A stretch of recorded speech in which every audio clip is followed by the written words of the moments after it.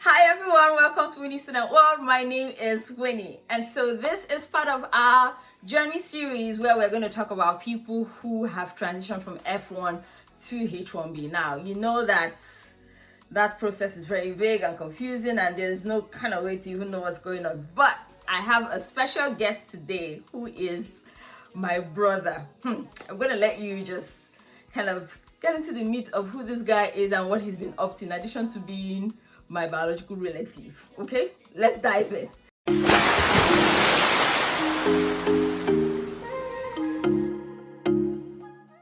Ransom, what's up?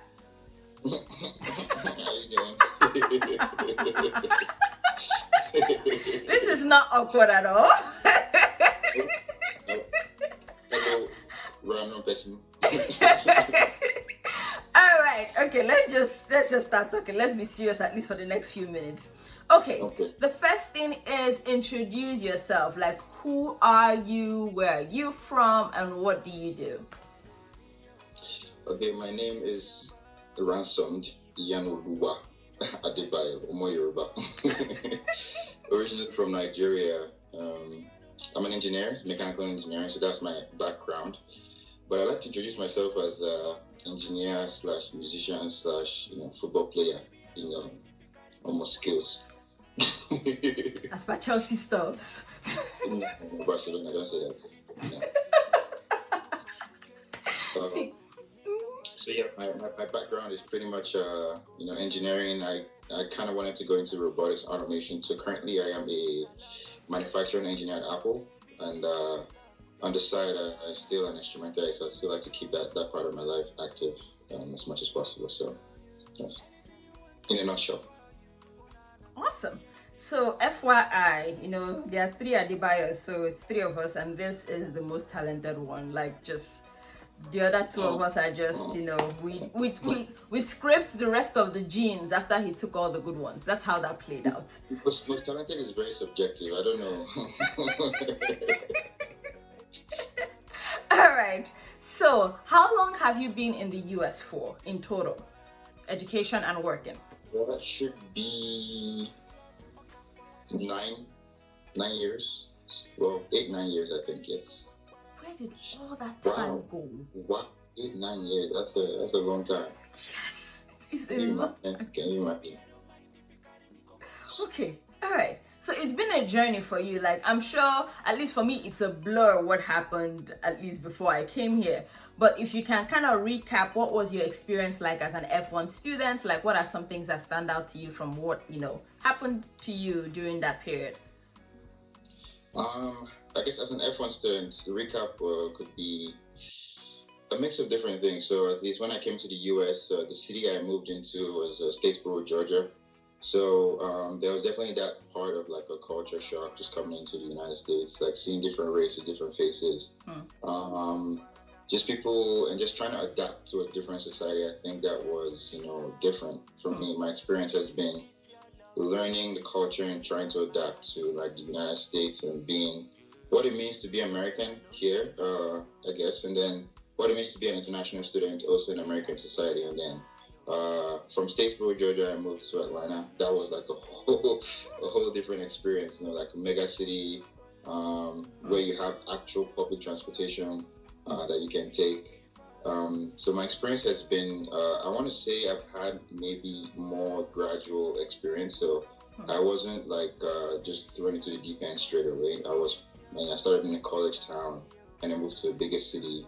And then luckily I've also moved to an even bigger city now in the Bay Area, Silicon Valley. So it's been, I want to say it's been an interesting journey for me so far. As for Big's boys in the Bay Area, look at where your mouth is just going. Now in the Bay Area, all those people filled with pride, too much pride. All you California people, you should don't talk to me, please. All right. So, like, that's like I already know you, so I'm guessing like this is just kind of interesting interviewing my brother. So, okay. Like, I think that you gave like a nice put together what it means to live in a small city and then move to a big city and what that transition is like. So that's pretty cool. So you went to Atlanta and then you finished up your degree at which school? So I finished up my degree at Georgia Tech Georgia Institute of Technology. And they are going to disown you. I'm pretty sure that they are going to disown you. Started at Georgia Southern University. There was a transfer program that they had with Georgia Tech, which I was fortunate to be part of at that time, where if you maintain a certain grade level, you automatically get transferred to Georgia Tech. So that was an opportunity. And that was, I guess, one of the things I initially noted is like the type of school you go to, at least for your undergrad. I do, from my experience, I do think it matters because of the level of exposure I got just from one semester in Georgia Tech compared to the whole 2 years at Georgia Southern was very different. I want to say that as soon as I got to Georgia Tech, the curriculum was different. It was more difficult. Not going to Georgia Southern was not easy, but I didn't put any all-night tasks for the first 2 years. And then my first week at Georgia Tech, I was in the library until 3 o'clock trying to do an assignment. So just to give you sort of like perspective, insight to like how that experience was. And then Georgia Tech also opened my eyes, got me exposure to like different, I want to say technologies. Being an engineer, I think one of the best things you can do is expose yourself to different technologies and what's up and coming, because competition is crazy now. So more up-to-date knowledge and skills you have, the better. And being in a top school that is renowned for its research like Georgia Tech, you automatically get exposed. And it's also as much as you want to actually get involved in. So I tried to push myself to do some stuff with like robotics and stuff like that. So that kind of helped me and gave me exposure to like, okay, what's going on in the world now? You know, like what are people trying to create that doesn't exist? I believe that's also like part of what like sparks interest and like maybe keeps you motivated. So definitely grateful for that exposure. Yeah, that's pretty cool. I mean, I'm always so proud of you. Like I'm your number one groupie fan. Just pride everywhere. Pride everywhere. I've been following your footsteps. Like, wow, big sister, honestly. That's pretty amazing. And let's kind of back up a little bit, right? So it's like your profession is one of the cardinal, like African stereotypical, like you're either going to study doctor or law or engineering. It's like if you don't study those three and you're from an African country or Nigeria, you're going to be hungry. At least that's what your parents think. That's what your parents will just believe, that this child is going to be a hungry child. So it's like, tell us more about like, why did you decide to be an engineer? Like, why did you pick that field to study? I don't think I 100% picked this field. I got some guidance from my dad for sure. But so back up to when I was growing up, my dad, as you know, your dad too, is an engineer. My mom is a pharmacist. So as kids, we were only exposed to those two things. So like, I wanted to be an engineer first, and then I wanted to be a doctor, then I wanted to be a pharmacist, then I wanted to be an engineer again. And it was like this mix of different things. And at some point, I wanted to be a musician, but that didn't go very well. Yep.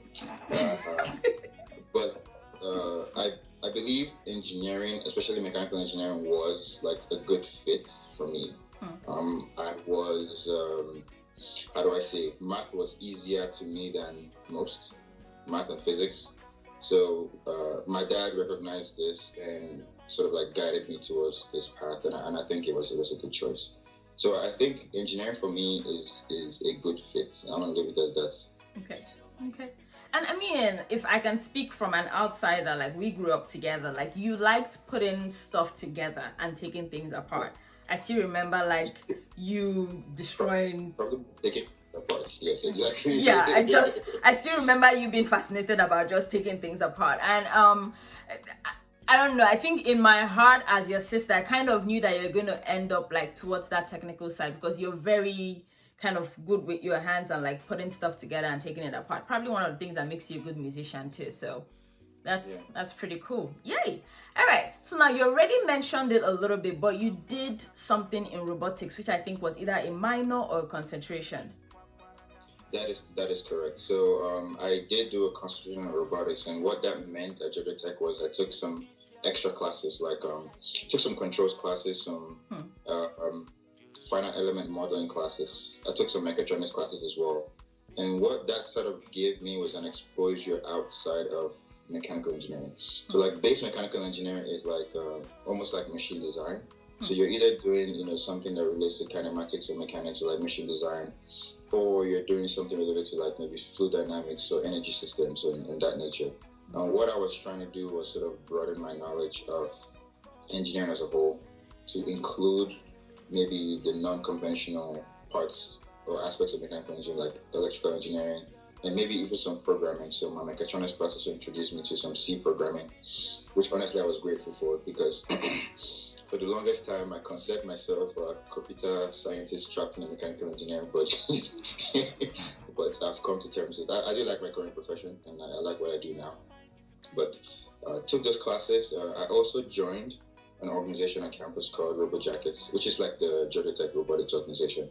And what we did was more or less like different competitions, like robotics competitions. So exposing college level students to potential real world applications. Some of the teams, so the team I was part of was called Robo Racing, where we pretty much made autonomous cars, believe it or not, like the Teslas you see today, but like a very small, like remote control cars. Wow. And the goal, so I was part of the mechanical team, so we would design the car by itself, and then we had like some software, so computer science students that would sort of program the car with a bunch of sensors, maybe some camera sensors and all that, to navigate an obstacle course, and that would be a competition. So it was fun. Wow. But companies would like stuff like that in your resume. If you say you have experience, you've taken on a challenge to do something that maybe interesting, that sort of motivates them to maybe how you think. So that was sort of like how I thought I would guide myself into the robotics field or the automation field. That's pretty cool. Pretty cool. Wow. I'm also buttering it up a little bit. So I mean, hey, it's working for me. If I could be anything in engineering, which I can't, failed, just banged from intro tech, and I was on a downward slide. Just did not work at all. But it just sounds pretty cool when you see some people doing like other things that your brain cannot even can't wrap my mind around it. The grass itself is greener under. That's just it. It's the same way I feel about everything we do, which is, I believe, the human body is the most complex thing on earth. So to understand that in any way, that just blows my mind. So wow. Appreciate it. Okay. All right. So now you already mentioned some key points about keeping things on your resume and doing some other things that could really spice up like what you're studying, like majorly, which for you was mechanical engineering. So at what point, or I think the first question is, did you know what you were going to do after graduation, or at what point did you figure out exactly what direction you wanted to take what you studied in school? Honestly, the best way I can answer that question now, I mean, I don't have a lot of career experience anyway, but I want to say have one or two, or maybe two or three things or areas that you think you want to go, because it never really works out the way you want it. Now, I wanted to go into robotics. Like I wanted to design robots, whatever that meant to me then, I still don't know today. And in my mind, what I thought I wanted to do was to actually do the mechanical design of the physical moving parts, and maybe even delve into programming the robot. But what I didn't understand is, like, when you go to a big company, that's really not really how it works. And they have specialized people for specialized parts, and they have like actually more talented and more skilled people, because when it comes to designing something that actually makes money for a company, it's not about what your hobbies are, what your interests are, and especially when money is involved. So for me, I knew I wanted to go into something that had to do with robotics or automation. Now, I maybe had a list of companies that I thought would be cool to work for, but to be honest, I was looking for a job. During my internship, I was looking for a job. Now, if I had gotten different, we can talk about internships later, but like based on the experience that I've gotten, I would tailor my applications towards maybe those career fields, opportunities that I know could probably link me more in that career path. And so I was fortunate to have an internship designing, doing like process development, but I was designing, machines that did like, it wasn't like your physical moving robots like you see in like, I don't know, Thor or Avengers or something, but it was still, something that automatically monitors something in response to it, which in hindsight is kind of like when you start thinking about trying to define an automated system or a robot or something, you start getting into, okay, like something that maybe has a bunch of sensors that monitors an environment and make decisions. So that is sort of like how I approached that. I didn't know what I was going to end up doing.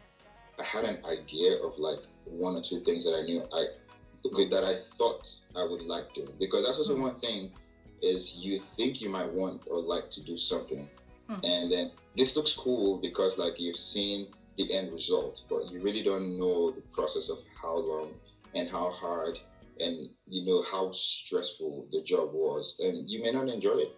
So definitely having multiple like paths, but definitely if there is that one thing. So for me it was robotics. So I'm not a robotics engineer now, but honestly what I'm doing now is pretty close. That's amazing. I really like that. Like when you said something about like you may think something is really cool in your head, but until you're in there doing it every single day, like you just never know what, like how demanding and how, like whether you're gonna even like it or not. That's amazing. Now you already mentioned a little bit about it. So tell us about the internships that you did. How did you choose them, and what were some of the skills you picked up on during those internships? Okay. My first ever internship application was for a diaper making company. Now I didn't get in, but this was in Georgia Southern University. This is when we were looking for a job. We just wanted experience, wanted some money, wanted to just get ahead, because the world is competitive now, a lot more competitive than it was for our parents. But moving to Georgia Tech, my third semester, I was just doing a bunch of applications out there, just looking for things, and I was fortunate to get called by a startup company in California here, actually in the Bay Area, but this company is located in Alameda. And what they were looking for there was a process engineering intern, so like a mechanical engineering co-op. And I was just fortunate to not do a standard internship, which is sort of like a recommendation I might have. If you get a role in a company that is in line with what you want to do, try to stay longer, especially if you enjoy it. So I actually went back to this company again for a second rotation. So co-ops are kind of different from internships, because internships are just one-off, one summer or one fall or one spring. You go for 3 to 6 months and you're done. But a co-op is sort of like a 3-term. I don't want to say a contract, but it's almost like a contract unless you really don't do well. It's not a good fit. Where you take alternating semesters. So that was sort of like my setup, with this company. And I really I applied to a lot of different places. I was just throwing my resume out there, just trying to I did get a bunch of interviews leading up to my first internship. And I only had one in college, believe it or not. I only had that one company that I worked for twice, and that sort of set me up for where I am now. Wow, that's amazing. One internship, but one very good one.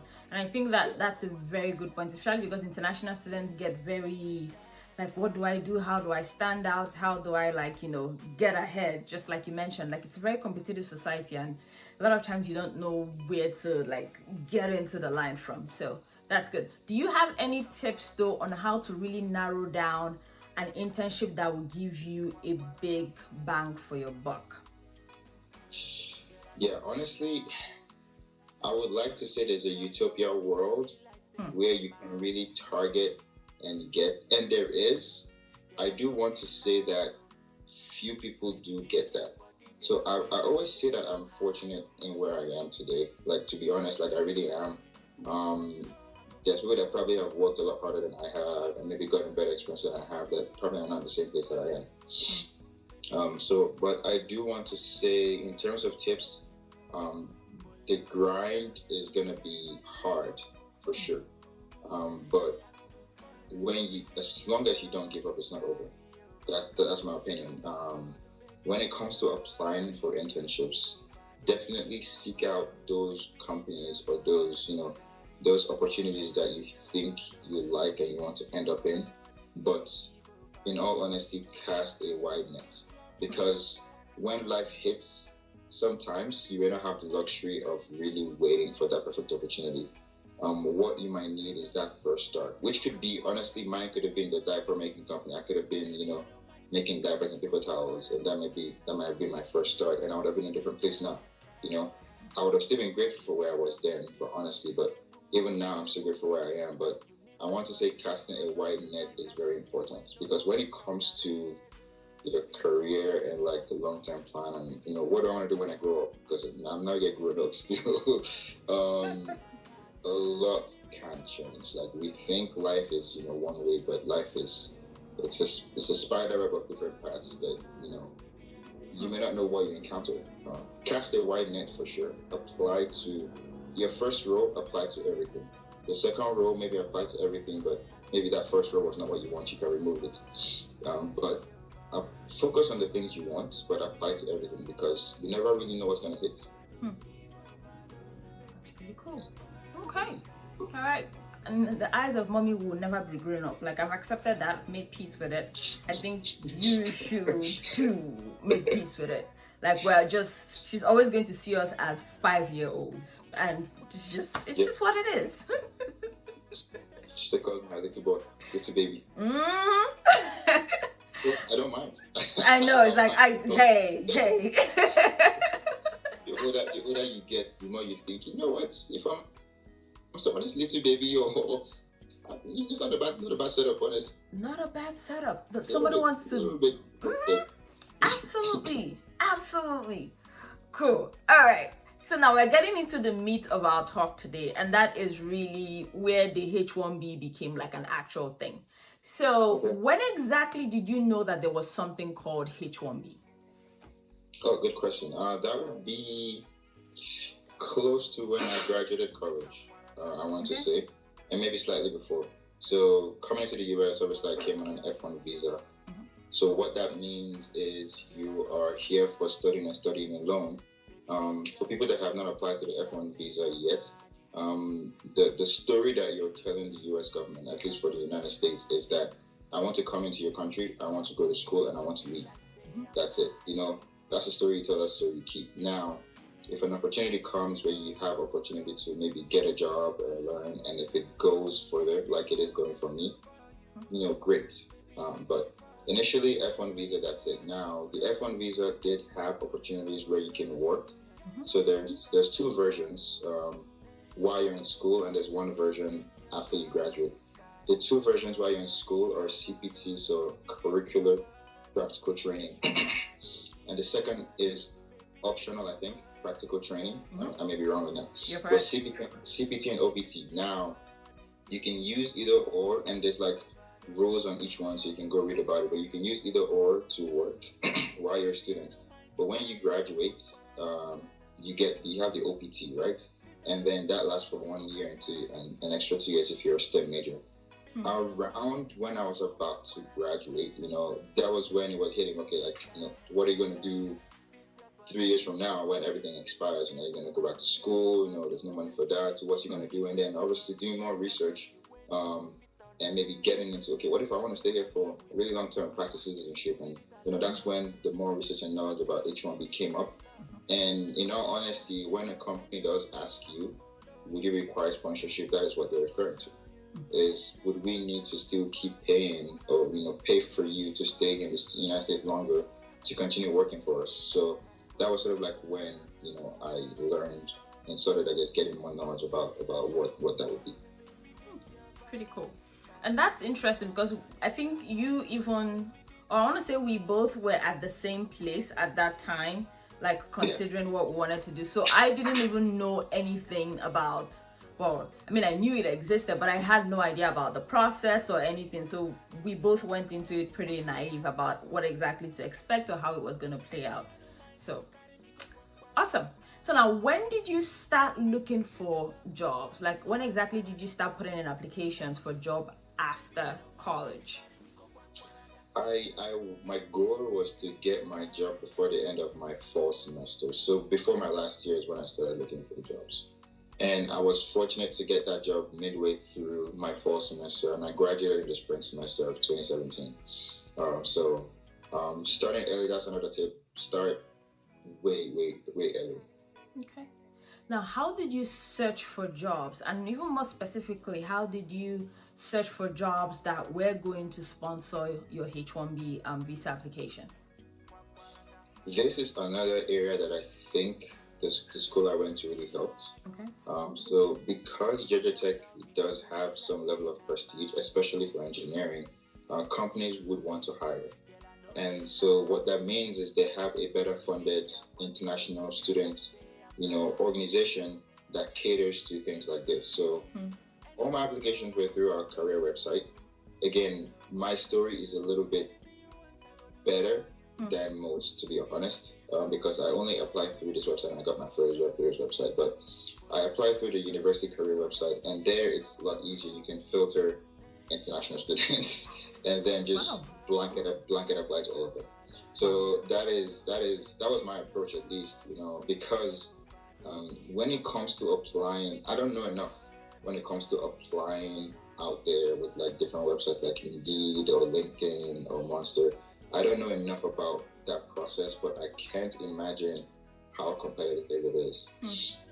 So for us, at least for me, being a Georgia Tech student, that was already crossing one step, because now these companies have these roles posted on the website, and believe it or not, sometimes these roles are school specific. So they want to hire X amount of candidates from X school. So companies do that all the time. Apple does that for different schools. So there's some advantage to applying through the career website. And then a second advantage that gave me was because universities also have career fairs. Now companies post their jobs on their website, and they have career fairs, and you can go meet and talk to people about those specific jobs you apply to, which is exactly what I did for my first job. So like that's also like a skill you need for the rest of your life if you want to be in corporate America, is how to network, how to talk to people, and how to sell yourself. So that was an opportunity for me to be like, okay, I applied for this job. It's like, hey, I saw your posting. I think this job's a good fit. Here's what I've done, blah, blah, blah, blah, blah. Here's my resume, And fortunately enough, I was given an interview on the spot for in-person. And then after that, I was called for an on-site interview. And then, me and a bunch of other, Georgia Tech students, obviously. And then a few years later, we're here. Pretty cool. So how many jobs did you actually apply to at this stage? So I want to say I applied to maybe at least 20 to 30 jobs. I interviewed I got called to 2 interviews out of those. The first company I worked for was Sealed Air. I also interviewed for Schlumberger for a manufacturing position. So I applied to maybe 20 to 30, and this was all on the Georgia Tech website. And I got 2 interviews. So casting a white net definitely did help me there. Okay. And now the 2 interviews that you got, you ended up visiting the companies on their site, correct? Yes. How did that actual second interview go? What was that like? Honestly, initially nerve-wracking. So the Schlumberger interview was a smaller group, so it was maybe a little bit more intense, where you had a couple rounds of interviews, maybe 30 minutes each with maybe some different people. You had maybe a company tour, and then they also try to sell the company to you, so they pitch why it's good to work for them, because for some bright candidates, companies compete for you versus you competing for companies. So for Schlumberger, it was a little bit more intense, a little bit, different from me. But for Sealed Air, it was slightly more relaxed. Also, partly because I did the Schlumberger interview the day before I did the Sealed Air interview. So the Sealed Air interview was a 3-day interview. Wow. I had to miss the first day because that was the end of my Schlumberger interview, and I flew in for my Sealed Air interview the next day. So the Sealed Air interview was pretty similar. So 3 people, 30 minutes each. And then each person was a leader in the company from either a different division or a different hierarchy, and they look for different things. So you would notice maybe an HR person might interview you and ask you, all those questions that we never know the answer to. Tell me about the time where you were running and a car was driving by you and you're riding a motorcycle at the same time. and you're like, where would I have done this? And then sometimes it's about, okay, how creative are you to maybe describe a scenario and then, adapt to it. And then on the other end, which is the end I liked, is when you're like, okay, you give me a physics problem or engineering problem and tell me to solve it, and I'm like, okay, time to flex my chest. so that was kind of like my experience, nerve-wracking at first, but a lot of times it helps to breathe and be comfortable, because they can sense, if you're intense or comfortable or not. And then so also know that these people are human beings too, and then they're just as intense, as tense up as you are sometimes. Wow, that's amazing. So you did get, I want to say, 18 outright rejections. Yes. Okay. Well, that took a lot of chest to receive all those things. Did you know why they rejected you? Like, did any company give you a reason, or was it that blanket thank you but no thanks? Honestly, it was a lot of that blanket thanks you but no thanks. I do believe a lot of these rejections do come after they have found a candidate. So they would pretty much accept 50 people, right? And then they start sending interview dates, and then if they interview the first 10, and based on what their hiring strategy is, if it's after first, second interview, and for some reason you haven't made it there, then they put, or they accept 50 and interview the first 25, right? Like we're top tier candidates, and companies do this all the time, where they interview 25, and then if some of those 25 don't accept, then they go to the next tier. So like they go to the next 25, and then because sometimes you're on the bottom 25 and you don't make it, and then kaput. Honestly, develop a thick skin, right? It's not personal. It's not like they saw your name and they're like, this one will not be good, so let's just crowd this before him. It's really just, everybody is trying to do things in their best interest, Cool. So how many offers did you get? Okay, I actually got 2 offers. Okay. The second offer is it's a little interesting story I want to say. So the company that I said I co-op, I did an internship, so 2 internships for in California. I wanted to come back and work for them because I kind of believed and kind of still do believe in their mission. They are a startup company, which as an international student then I thought would not be the best option. However, I gave them first dibs, to be honest. So I told them, and I can't come back for a third term because I need to graduate and start making real money. Give me an offer. And they came back saying, okay, for the roles they have available, they kind of want someone with more years of experience, I did feel hurt at first. I was like, I gave you almost a year of my life. Like, is that not enough? I'm loyal. But in hindsight now, I do understand, they have goals and targets they had to meet. So it probably didn't make sense for them to start training a new engineer when they needed, for a full-time role.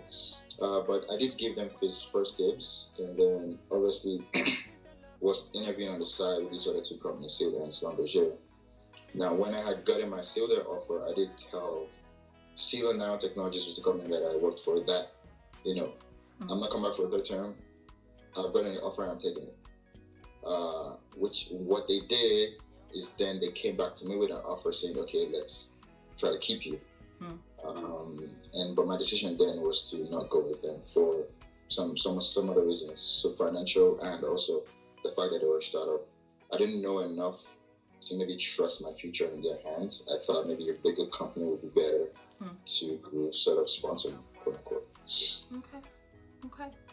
All right. Which, you already answered the next question, which is why you chose the place that you went to. So at what point in your interaction with the company you ended up choosing, did you either bring up the H1B scenario, or did they tell you or confirm that they were going to file for H1B for you? That would be the application process. Okay. So everybody, I guess international nuts, has seen that question. Would you now or in the future require sponsorship? So Honestly, that question has even evolved. So back then, because international students, I do think we're one of the smarter bunch, to be honest. So we figured out a way to finesse it. Would you require sponsorship? You know, our response could be like, I can get my OPT by myself, so no, don't sponsor me. Give me the job first of all. But then, the question then morphed. I think now the question does say, okay, the question says, would you require sponsorship now or in the future, including H1B? So like, they are very, very, they want to know. So, not as if, because I'm sure they've probably gotten quote unquote burned. So at least for me, and that was going back to what I said about, filtering from doing in the career search for companies that take international students. That is pretty much what that filter does. If companies have, specified that they are willing to take international students, it's not rocket science. That means they're willing to sponsor. So getting the interview with that company automatically just tells you that, you're good. They would sponsor you, whatever sponsorship means to them, which we can get into later, because sponsorship to different companies is different. Absolutely. So at what point did the actual company that you ended up choosing, at what point did they confirm, like say, okay, we acknowledge this and we are going to do this? I did ask HR and also asked in my interview process as well.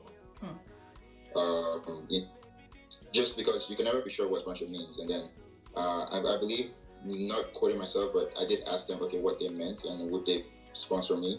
And then the response was, we are versed in, hiring international candidates.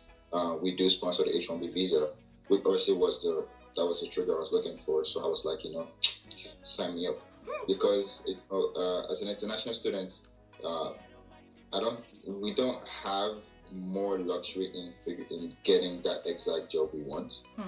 It's sort of a Venn diagram between, okay, job that I want, sponsorship, and maybe something else like finance or location and stuff like that. So for me, top of the list then was obviously sponsorship, and then job that I want, and then maybe money. So that was also, kind of why I chose the bigger company, because I felt I was, more suited to be sponsored then. Okay. And you did actually bring up a good point. As international students, we are constantly like trying to navigate that sweet spot between, okay, what job will give me exactly what I'm looking for, pay me a decent amount of money, and then sponsor me if that's what I want. And just like you said, you may or may not get exactly what you're looking for. And I think where we tend to compromise a lot is on the job piece. It's like you don't get the actual like dream job that you're looking for. Yeah. Okay, all right. So the next question is, tell us about the filing process. So you've graduated, you started working with this company. They said we're gonna do your H1B. You packed your load inside your car and you moved, right? This is good, actually. So at what point, did they actually like start the process, and what exactly did it mean, or what did it entail? Okay, yeah, so another pro tip is keep your ear on the ground for new developments in the H1B process, because it's evolved almost since I applied. But the H1B process back then, and I think it's kind of similar to now, is there's a window in April where all applications go in, and there's a lottery process, and there's application process and all that. And so I started my first role at Sealed Air June 2017. So the next time available to apply for the H1B was April. And what my company did was they applied as soon as possible. So they did not wait for me to, maybe extend my OPT for the extra 2 years, past the 1 year that I got. As soon as April hit, they applied. And a good friend of mine, who was also my roommate when I was working at Sealed Air, also is a Sealed Air employee now. He's a little bit more proactive with this thing, so with this whole application H1B thing. So that was definitely a thing that we tried to do, was to push our managers, because a lot of companies, I believe, have it similar, where you talk to your manager and your manager puts in a request, and then HR talks to the lawyers and they file for you, right? It's not as as a huge elaborate process. So we were actually very proactive. So Even if HR knows they're gonna file for you, or and knows still the company does it at the manager level, they may not know, or maybe have that experience in actually pushing a candidate through, because the manager does have to push you through, at least for my old company. So starting off, maybe closer to, I want to say, December, January, we started having those chats with our managers, like, hey, this is it, this is, you like me, right? It's like, yeah, okay, do you want to keep me? It's like, yes, I want to keep you. Like, so this is how you need to do it. And then, having that conversation with the manager early on definitely did help, because then the manager can obviously then reach out to HR and make sure that I'm getting set up for that process at that time. So talk to your managers early, and then my manager obviously, my manager kind of had experience to like how to do this. So getting it started was not a problem. The actual process itself for me was very easy, and I believe a lot of companies do it the same way, where the lawyers take care of everything. So they ask you for all your legal documents, passport, I-94s, birth certificate, last time you brushed your teeth. They ask you for everything, and then you send everything to them email, and then they take care of the application, everything, and you just monitor it. So at that stage, it's less of a burden to you, and more of like they're paying these lawyers top dollar, so they expect them to do all the work. Pretty cool. So now you were in a company, and then I'm assuming that you were under the H1B cap application, because there's the cap and there's the cap exempt. So do you know which one you fell under? I believe I fell under the cap.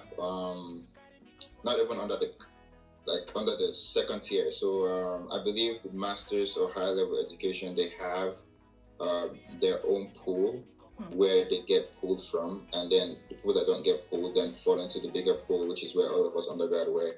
And then there's another lottery process. So that's kind of where I was, and obviously where the cap was as well. And so I was, Okay. And to kind of explain that to people watching who may not have heard it before, every year the US immigration has a fixed number of H1B visas that they are willing to issue to certain groups of people, like under the cap application. So like, it doesn't matter how many applications they get in, they're only going to give out that number of H1B visas. And so once people do qualify for H1B visa, then they get put into a lottery process, and that's how they actually pick the person who is awarded the H1B visa. So there's a lot of uncertainty that comes with applying under that process, whereas there's a cap exempt, which is what I applied under, where it's like and that is typically for like either institutions that are non-profit or fit like certain criteria that has been set for the US government. And the argument is that like these people need these professionals regardless of whether there is a cap, or so if they qualify, give them the visa, because these people are needed both by the institution and would benefit the country as a whole. So like, it's kind of two different things, but where it differs is how the government or the immigration people decide who gets the visa. So now you applied under the capped. Were you scared? Honestly, yes. Okay. Terrified. And this is another tip that I would like to give is have 3 or 4 backup plans, because I had a friend that's still there who was a PhD student. So this guy was a PhD. He was like, he should have gotten it, but he wasn't picked in the lottery the first 3 times that he applied. And he had to go in and do the green card process by himself. And he was fortunate to get it. And I don't want to tell his story. I do believe he's someone that should get on this platform and talk about his story too, because I think it's different. Okay. But he had a family, There's a PhD student that had a family here. I think he had 2 kids, working, and that risk of not having anything set up for him, because he's not going back to school anymore. He has to take care of his family and all that. So like, he had to go in and file that green card for himself, and he was fortunate to get it, because being a PhD, I believe there's some ways you can navigate that. You can claim you're an expert, that kind of thing. But he's on the extreme end where he didn't get pulled at all. But I was, again, I keep saying my story is, more fortunate than most. But like, my first application, I got pulled the first time, and my company did tell me something which I don't understand till today. Is that because initially during my interview process, they had the lawyers do some sort of verification, and then they came back and told me that I have a 2 in 3 chances of getting the H1B, which I didn't understand what that meant. So maybe the way the system is set up, there are some backdoors or whatever. I don't know. But they did tell me I have a 2 in 3 chances of getting it. What that meant to me was the second time I applied to H1B, I would get it because, that's 3 chances, you get it twice. So if you miss it the first time, you're going to get it the second 2 times. So that was sort of reassuring to me. I still don't know what that means till today, but in my case, I got it the first time. That's pretty cool. And it's interesting the way immigration works. Like, it's kept intentionally vague so that people, I think, don't end up working the system. I don't know. That's kind of my own understanding of it. But you're right. There are some loopholes and backdoors that those of us that are actually on this side of things don't even have a clue as to how, it ends up working out. But yeah, your story is like a special case of like, God is like, this particular one, I like him. Anything he wants to do, that's exactly what's gonna happen. Well, I mean, yeah, I want to say I've been fortunate, and I do believe it's all business. Even when it comes to immigration, I believe in the back end it's all business. And for us, it's kind of unfortunate that we are the ones that just get. I don't want to say we're the pawns in the bigger chess game that just get pushed around. But some people have lesser fortunate stories than I do. But I mean, I'm always grateful about where I am. I don't think I deserve it, but bless God. Yep. And we are a family of faith, in case you missed that part. All right. So we're kind of getting to like the wrap up of everything, right? So how long did it take from when you applied to hear back? And what was that period like? Because I know you ended up having to even apply for OPT extension, if I remember correctly. Yes.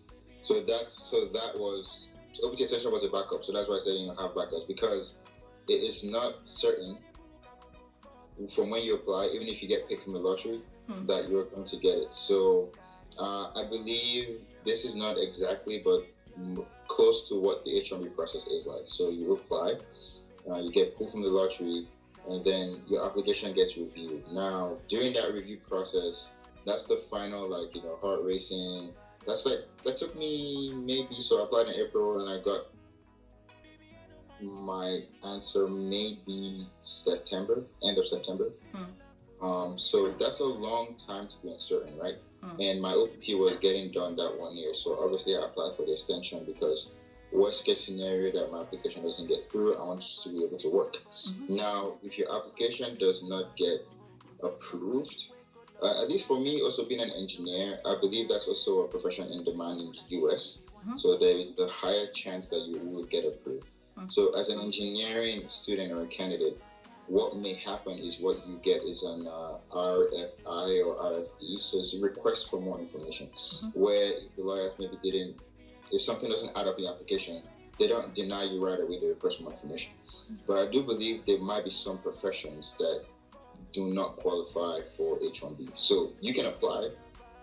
The lottery system then did not really check for, what field are you applying for, what company. So let's say maybe you applied for a business major and maybe that role is not considered, worthy of international sponsorship because it can be, sorted out in the US.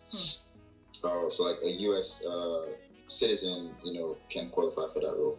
And let me back up. Part of the process as well is proving that they cannot hire a U.S. native for that role. So that's where that engineering code comes in, because I do believe engineering is not a very common role, at least profession in the U.S. It's one of the fewer, and so it was not difficult for my company, and they have ways of finessing this thing too. But it wasn't difficult for my company to sort of prove that they needed to hire someone, an international person, to fill this role. So when they prove that to the Department of Labor, then I believe they have to prove that they pay me well enough. And then after all that, they review the application, and then if everything checks out, they give the seal of approval, they change your status. Now, when you change status, which is kind of another thing, is when you say H1B visa, maybe if you clarify more, H1B the visa is always an entry document, right? The visa does not necessarily dictate your status. Now, visas are tied to statuses. For example, you can be a student and have a H1B visa. Now, I was a student, and the kind of document I had was F1 visa. That's my entry document. Now, when I moved to the temporary work status is really what it's called. The H1B visa is the visa attached to it. So a temporary work person is someone who is allowed to work in the US for 3 years with an additional 3 years you can apply for. So total 6 years, and that's a cap. If you don't figure yourself out before then, you're out. You've gotten all you can and you're out. So the temporary work status is what I got and what I'm currently on. And then the type of visa that I can use to travel is called the H1B visa. And my status did not change. I didn't get word that my status would change until like mid to late September. And I believe the H1B visa automatically, so the temporary work status automatically kicks off in October. And then after you get that status, then you can go in and apply for a visa. And then the visa you get is H1B visa. Pretty cool. That was a nice breakdown. I couldn't have done that myself. You literally just laid all the cards on the table. It makes sense. Cool. If that did not quite jive with you, rewind the video and then watch it all over again, because I don't even think I can do a better job at like that he did. All right. So pretty amazing. Now we got the H1B, and H1B is for 3 years, correct? Yeah. Awesome. Well, it's 6 years, but it's broken into 2 sections of 3 years, and that's kind of what I meant by different types of. So like some companies may, because from the H1B, so from the temporary work status, you can go into permanent residency status, right? And that's the green card. Now, some companies, which I do believe, if you are a good talent, more than likely your company would be willing to sponsor you with a green card, because it's really just hiring a bunch of lawyers and paying them the fee, and they can do all that. Now, when companies do actually start, that process differs. So my old company, Shield Air, started that process after, I believe, 2 years of employment. My current company that I'm working for, Apple, part of what I sort of like talked to them about was like, hey, I'm getting my green card about to start. If I do come to work for you, are you going to do it? And like, they did agree to do that after like a year. So, but I do know I have some friends that the companies don't apply for that green card process until like 5 years into the H1B. So they want to use that time up. So it's usually different. I guess my last piece of advice is that once you get that H1B status, don't be afraid to explore options. The permanent residency green card is not the utopia, not the end of the road. At least for me, it wasn't. Maybe I'm fortunate with like the second role I got was better than the first. But if you need to explore career options, know that you have 6 years to do it. Now, familiarize yourself with what the process of moving from H1B to green card is. It might take up to 2 years. So, you need to make sure that you have ample time to apply. More than likely, you won't mess it up. If you apply, you would get it. Different companies might have different caps, and a lot of things are changing now. So just obviously, do your research. But don't be afraid to explore career options, which kind of goes back to what I said the first time about you may think you know what you want, and then it's not really what you want. So if you do get set up, fortunately enough, try to, delve in and maybe do some more exploring, because that might also help you. Awesome. Pretty cool. Okay. So now, looking back, right, what do you wish you knew about the H1B journey that you currently know that would have made a difference or not? Honestly, the H1B journey is it's pretty straightforward, I think, especially because I was not involved in the application. I was not involved in creating those documents and sending it. All I did was just scan a bunch of documents and give to the lawyers. So for me, it was not, and I don't think really I don't think you can apply for the H1B by yourself. The company has to sponsor you. That's true. So in terms of knowledge about the journey, just know companies that sponsor. I think if your company does sponsor and your company does know what sponsorship means, I think that's huge. if you've crossed that path, I think it's pretty straightforward when it comes to application, especially because, and I do not recommend you trying to do this yourself, even if you want to help your company apply for yourself. Leave it to the experts. If there's anything I've learned, leave it to the experts. Absolutely. Right. Now, you've given like a bunch of advice like at different stages, right? But if there's one thing you want to tell an international student who is in their junior year or about to graduate or thinking about H1B process, like what would be your, this is it? If you remember nothing else from this video, this is it. Build your brand early. I think is my biggest advice. So for me, my biggest regret, if any, for college is I didn't start learning early. And when I say learning early, I don't mean going to class and, passing your physics. I want to say, do those things outside of class that show creativity, that show all those things that companies might look for, because it is competitive. The real world is competitive and gets more competitive because, as you can imagine, the world population is increasing. There's more people. Statistically, there's more degrees out there. There's more people that have the baseline qualification. If you go through school with just the baseline qualification, it will be difficult. It will be difficult to compete with other people, both American and international. And frankly, it will be difficult to know what you want. If you can get that initial exposure in college, right from your freshman year, join clubs, join organizations, go for conferences, start getting that exposure, fill your resume up with whatever you can. But get the experience in what you think you might want.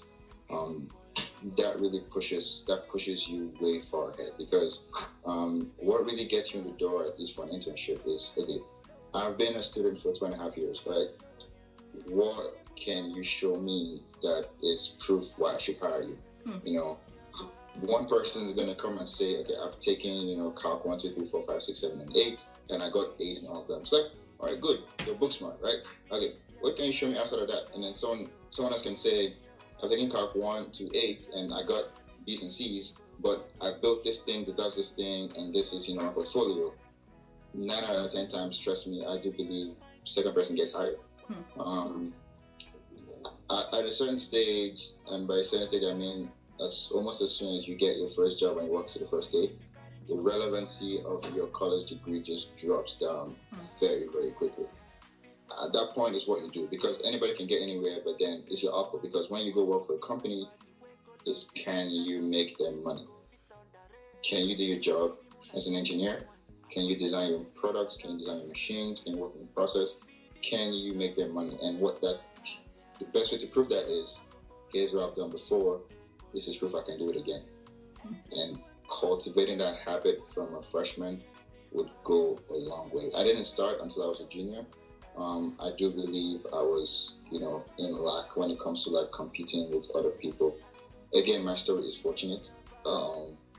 Definitely, there's a lot of other less fortunate stories out there. And 9 out of 10 times, I do believe part of the reason is that they were not well equipped. So start getting those conferences, join those organizations, get research, everything you can get your hands on while you're college students. Not to the detriment of your grades, don't get me wrong.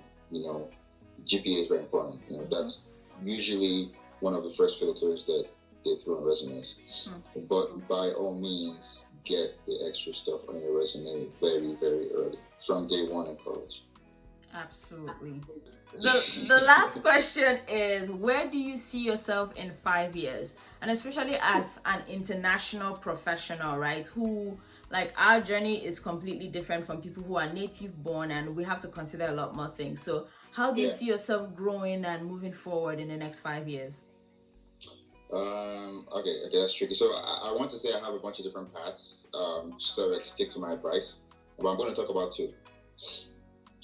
So the first one, so before the other two, I do believe I'm in a stable point in my career.